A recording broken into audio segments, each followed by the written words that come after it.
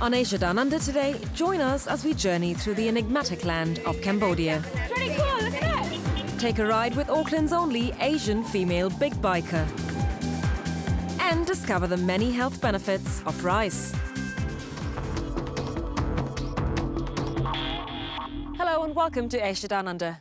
Today, to begin with, the first in our 5-part series on Cambodia.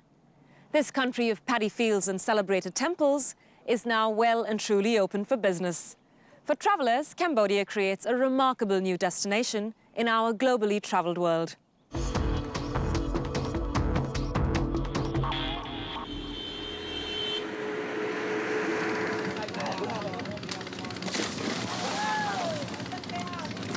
Cambodia. For so many years, a country closed, a country at war with itself and the world. Well, look at it now. Cambodia's well and truly on the move. While tourism has taken off, Cambodia remains a nation of the countryside.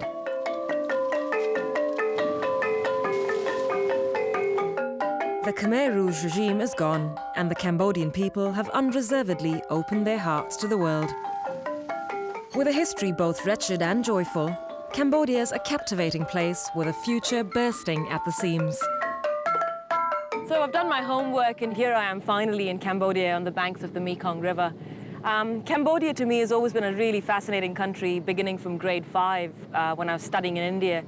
Learning about the extent of the religions of Hinduism and Buddhism, learning about how far and how well they spread around the world.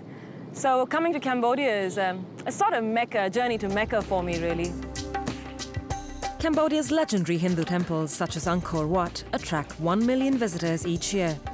But before I get to see them, I've got a lot of travelling to do, and I'm starting in the nation's capital, Phnom Penh. This revitalised city has found its place in our globally travelled world thanks to a spectacular riverside location, a heavyweight among royal palaces, and dining and drinking to rival many Southeast Asian countries. And taking me around in a motordop in true local fashion is my young guide and media student Mao Ponlu, who has seen so many changes. It wasn't really safe for the local people, and sometimes it happens to the tourists, but today everything is fine. And Cambodia is an agricultural country, it's agrarian, because while around 80% of the total population is farmers. But now as we expand tourism, so the people are interested in the job relevant to tourism. So some of them, because of the big size of the family, so some children can stay in the field, grow rice, and some of them can go to work for the restaurant and hotel. Yeah. What about you? I mean, you studied media, journalism, and now you're a guide. I mean, do you think you're also one of those making the best out of the tourism boom, aren't you? Yeah, I have no idea about it at the beginning, but today I'm very interested in tourism. And I studied media, I was very interested in the development around me, and then I have to write the news about the development of the country. It was the French that gave Phnom Penh its city grid layout that can be seen today. The French inhabited the north of the city, the Chinese merchants had their warehouses and emporiums by the river, and the locals lived near the palace. Today the palace is open to visitors, and the inside gardens and pagodas are a sanctuary of calm compared to the city beyond. The palace remains the official residence of the king, and the scale and riches here simply blow you away. In a land of colossal extremes, this is right at the lavish royal end of it. For tourists who come to Phnom Penh or Cambodia, what do you think people are looking for? Because my country is famous for two things. One is Angkor Wat, which is an ancient temple, and the second thing is a killing field, where the people want to explore about the life of the people and about the miserable life of the people in the Khmer Rouge regime. When an uneasy peace was finally brokered in 1992, thousands of UN workers and journalists flooded in. This bar, the Foreign Correspondents Club, was amongst the first to open. Diplomats and journalists drank their per diems, and the bar gave shelter from the danger of the streets below. It reminds me of old clubs my grandfather would have visited in Madras.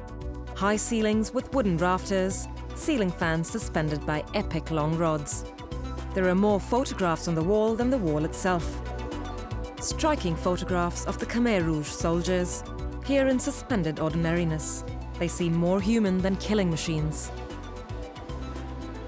My first impressions of this country was how so many things are actually very familiar to me. Everything here seems to be this fantastic blend of Hinduism and Buddhism, beginning from the culture to society and, of course, architecture as well. But actually, I'm really looking forward to getting out of the city and heading the countryside.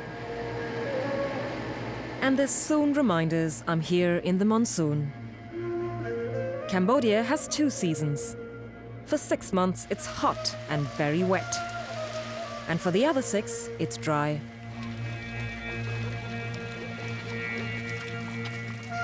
All life here is utterly ruled by this watertight fact. And as I travel, the unfolding horizon reveals an